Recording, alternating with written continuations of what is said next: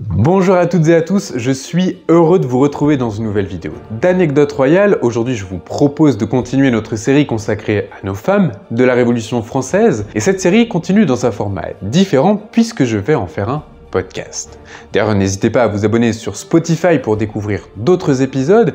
Vous pouvez aussi retrouver sur notre chaîne YouTube les vidéos d'Olympe de Gouges et de Madame Tallien. Des femmes qui ont œuvré pour notre liberté, et Manon Roland est sans aucun doute l'une de ces femmes. Mais son influence, principalement sur son mari, va se retourner contre elle. Dans une époque très misogyne, on se méfie des femmes, des révolutionnaires.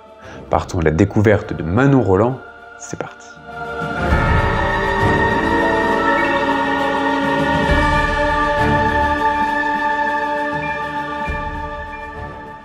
Le 21 septembre 1792, à Paris, la France entre dans la deuxième phase de sa révolution.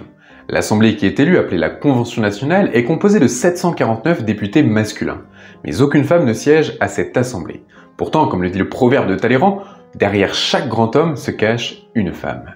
Chez les montagnards, par exemple, Danton ne saurait vivre sans l'amour que lui apporte Gabrielle. Chez Camille Desmoulins, ses publications ne sortent pas sans le soutien et l'approbation de Lucile.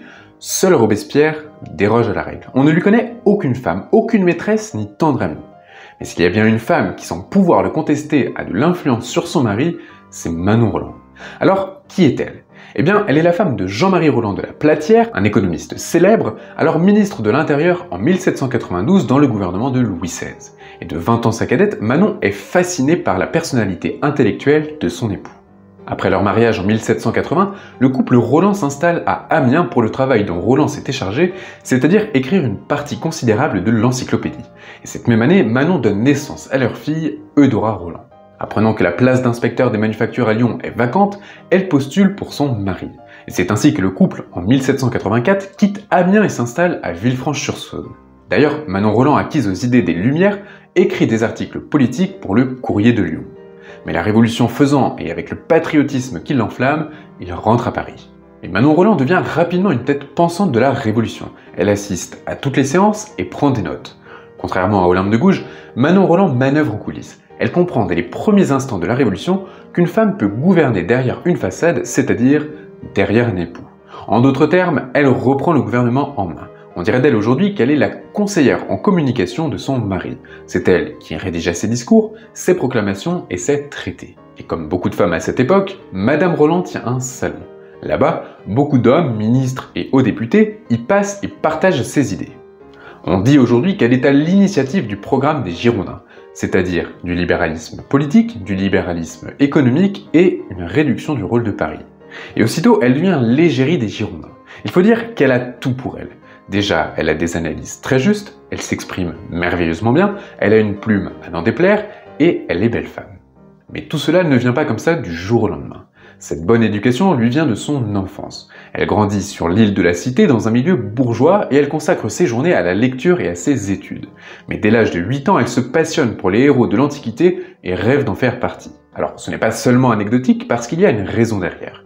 Car ces héros ont pour point commun de se donner et de se sacrifier pour ce qu'on appelle le bien public.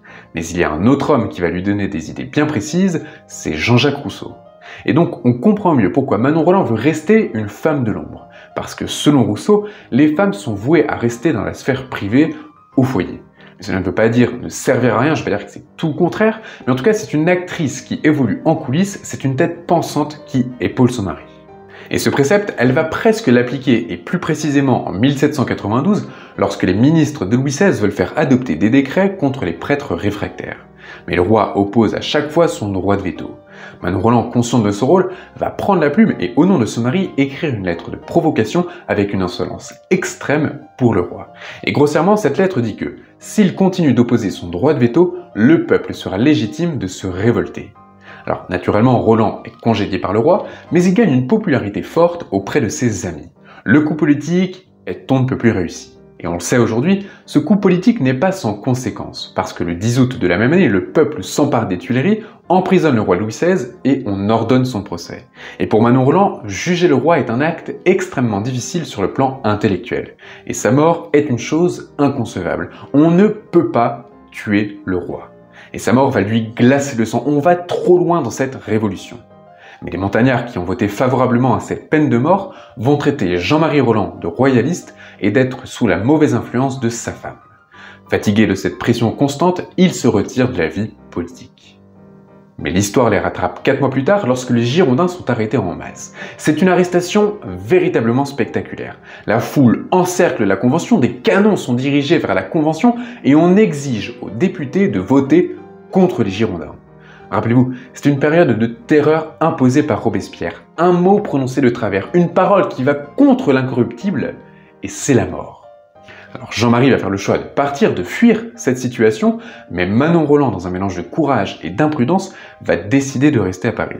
Pourtant, ses amis essayent de l'en dissuader, ils lui disent de fuir. Mais rien n'y fait, Manon est arrêtée le 2 juin 1793.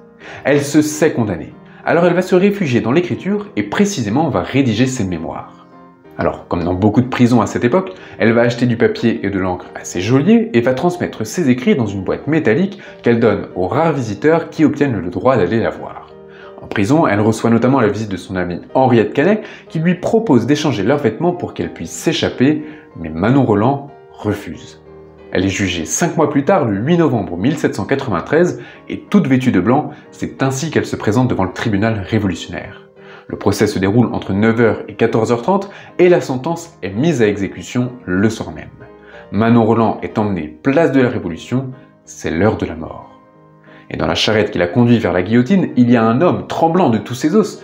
Il est lui aussi condamné à mourir. Et elle lui dit, écoutez, passez devant moi, vous souffrirez moins longtemps parce que vous n'aurez pas à me voir mourir. Puis relevant la tête, le poète Lamartine lui prête ces célèbres mots. Ô liberté, que de crimes ont commis en ton nom. Manon Roland meurt, emmenant avec elle la force et la dignité qui l'ont accompagnée au nom de ses idées.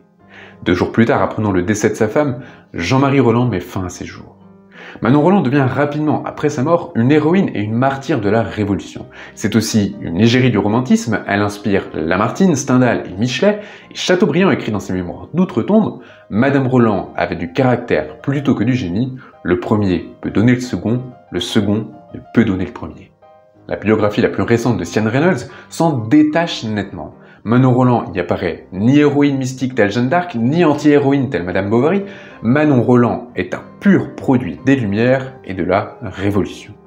Quoi qu'il en soit, Manon Roland a profondément marqué la Révolution française et ne peut cesser de nous inspirer dans un monde où la misogynie reprend du pouvoir. J'espère que ce podcast vous aura plu. Je vous retrouve bientôt pour d'autres vidéos consacrées à nos femmes de la Révolution. N'oubliez pas de vous abonner pour ne rater aucune vidéo. Abonnez-vous sur YouTube, Spotify et Instagram. Et je vous dis à la semaine prochaine pour une nouvelle vidéo.